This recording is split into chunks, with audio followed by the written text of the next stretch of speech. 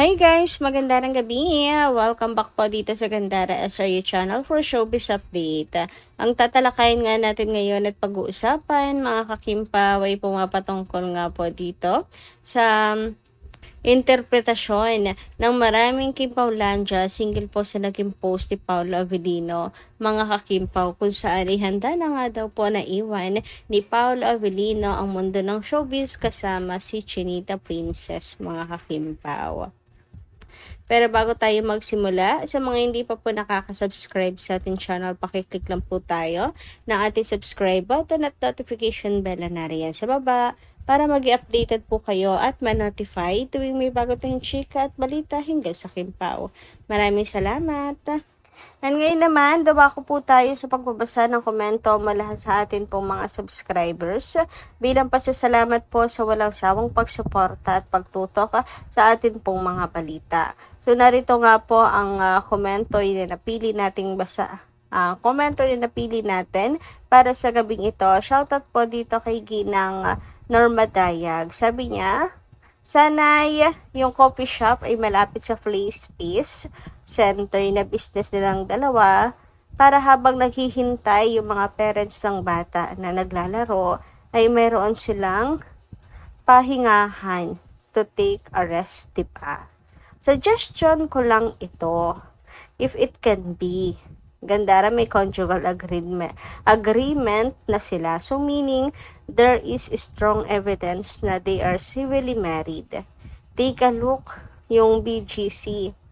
Why both of them are included in the property yet? It was named after them. So very clear na they have mutual understanding with each other.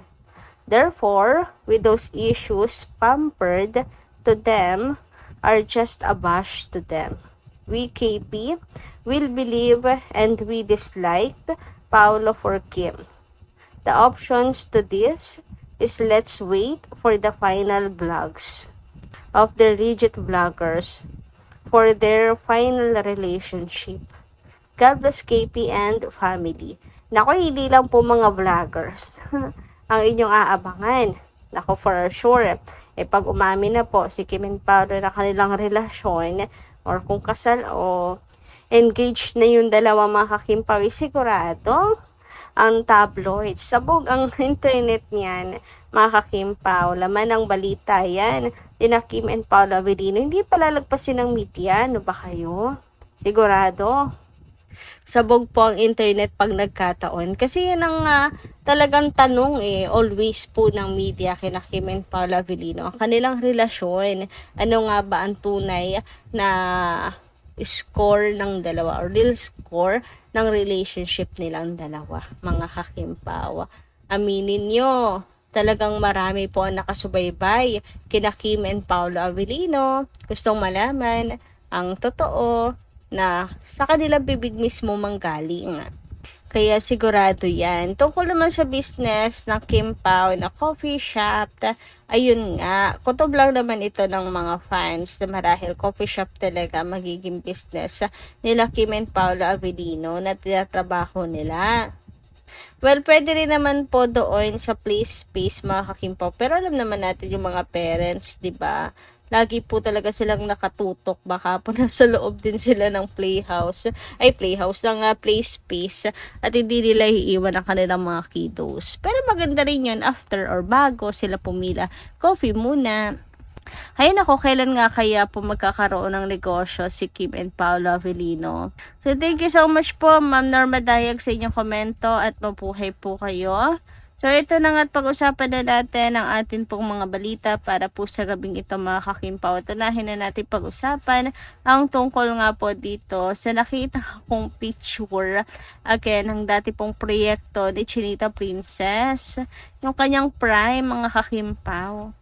So, eto nga, yung sinasabi ni Julia noon na nakatrabaho niya sa ate Kim niya with Coco Martin and Jake Cuenca, mga kakimpaw. Sayang, no? Bagay din kay Paolo Avellino yung role ni Jake dito. Kung tutuusin mga kakimpaw. Kasi astig talaga at pagpagka-suplado din ang mukha ni Paolo. Ganda siguro dun kasi si Coco Jules nagkatuluyan. Tapos si Pao, kung for example, siya yung nakay-chick. Di ba ang sarap pong balikan. But anyway, so eto nga, makikita nyo po dito. Grabe talaga naman ang face card. Batang Kim Chiu mga kakimpaw, pero napaka-heavy ng drama na to mga kakipi. Sa totoo lang. Di ba? And napakaganda ng drama na to mga kakimpaw. Talagang lahat po ay nakasubaybay kay Chinita Princess. As in, talagang yung dito rin talaga po na-build yung acting skills ni Kim Chiu talaga mga kakimpaw, kasi napaka-heavy nito. Pero in her age, nakaya niya mga kakimpaw. Isa kang malaking patunay lang mga ka-KP ng husay ni Kim Chiu at mga naipamalas ni Kim in her 20 years in showbiz. Kaya don't ever dare to question Kim sa kakayahan and awards, lalo na bilang best global star. Kasi si Kim po ay may napatunayan na. And kahit noon pa man, 'di ba, nabagets pa si Kim, talagang may po yung mata niya, may buhay, mga kakimpaw. Mata pa lang umaarte na talaga. Tingnan niyo 'yan, sa poster nila na 'to. Kitang-kita mo talaga yung emosyon ni Chinita Princess dito na kung ano yung nais pong iparating. Anyway, let's move on tayo mga kakimpaw dito sa next topic natin. Ito po ay pumapatungkol nga dito sa kilig ni Bestie Darren kay Kim Chiu, na magsalita nga po ito tungkol po sa estado ng kanyang puso mga kakimpaw. Sabi nga dito, confirmed in a relationship nga ni na ba yarn? Bestie Kimi. Kilig si Bestie Darren mo. Aba, bakit? Sino ba namang hindi po kikiligan yan mga kakimpaw, no? Paano ngayon lang po ulit nagsalita at nag-confirm si Kim Chiu ng kanyang relasyon mga kakimpaw. Dati talagang todo tanggi si Kim, pero ngayon, pwede naman niyang itanggi, diba? Pero kahit indirect mga kakimpaw, walang pangalan na binanggit si Kim Chiu dito, matuturing na nga rin po natin tong pag-amin ni Chinita Princess. Pwede niyang itanggi, pero mas pinili po niyang aminin ang totoong estado ng kanyang puso ngayon, mga kakimpaw. And kung kilig si Bestie Darren ng Kimpaulandia, paano na lang po si Paolo Avellino, diba? Sabihan ka ba naman na ikaw ang hantungan? Ewan ko na lang talaga pag hindi kinilig si Paolo Avellino niyan.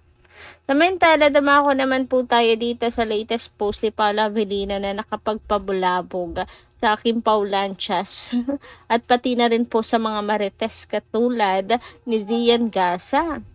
Di ba nga, sabi nga ni Zian, nagulumihanan daw po siya dahil sa post ni Paolo Avellino at hindi na rin tuloy siya makatulog kasi hindi pa raw kino-confirm kung ano ba ang katotohanan mga kakimpaw. Ewan ko ba? Siguro napapuzzle niya na totoong buntis si Kim dahil sa post ni Paolo Avellino. Anyway, ano nga ba yung post ni Paolo? Nabasahin nga natin. Sabi niya dito, to my fans, may kababayan, and everyone I've worked with.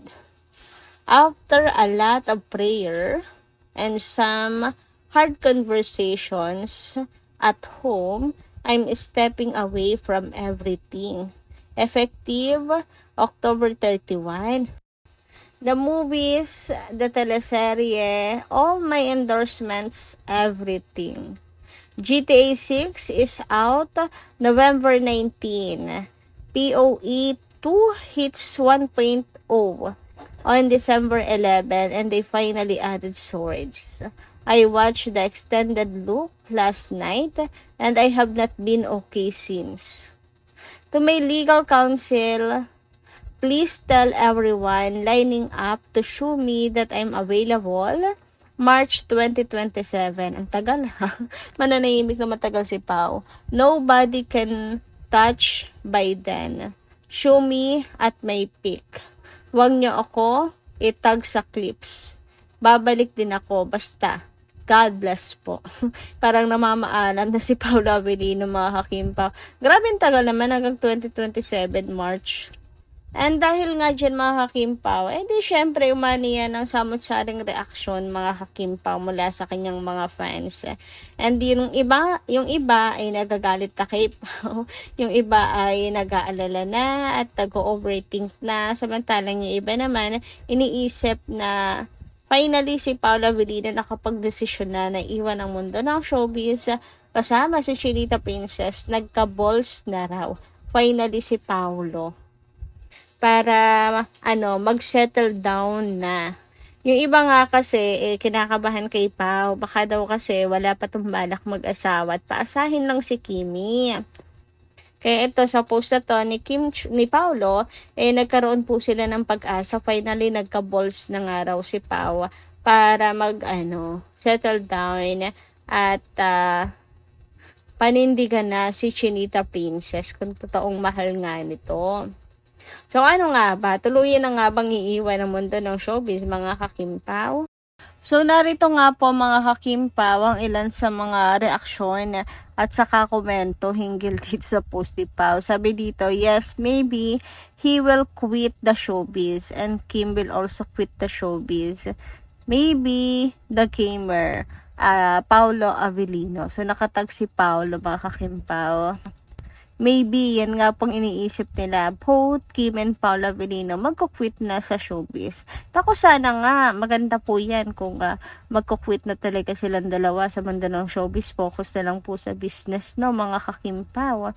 And mag-settle down na sila, nasa tamang edad na. Pero antayin pa rin natin, mga kakipi. Kasi maaari nga po na prank lang yan ni Paolo Avellino. Sabi nga dito, sa games ata to, nabulabog na lahat pa. Kaya nga, Pao, ano ba naman yung post mo na yan? O ayan, nag-overthink ang mga tao ngayon, nabulabog mo ang lahat. Grabe. So, paano ba yan? Kanya-kanyang hula na lang kung anong ibig sabihin. So, ayan, nakarating na sa kasalan at pagsisettle down at pag-iwan sa mundo ng showbiz itong post mo na to. Eto pa, sabi pa dito, may pahint. Dapat alam mo yon, ibig sabihin ni Pao. Yung iba hindi makagets, nalungkot sila. Kim Pao forever. So, ayun na nga. Basta nga, Kim Pao forever. Yun na yun. So, kayo po, anong inyong masisay tungkol dito, mga ka-Kim Pao? Ano pong hula ninyo? Just let me know lang po dyan sa comment section, mga ka-Kim Pao. And hanggang dito lang muna ating update. Maraming salamat po sa inyong pakikinig. Kita kas po muli sa mga susunod natin, chika. Maraming salamat at ingat po kayo palagi.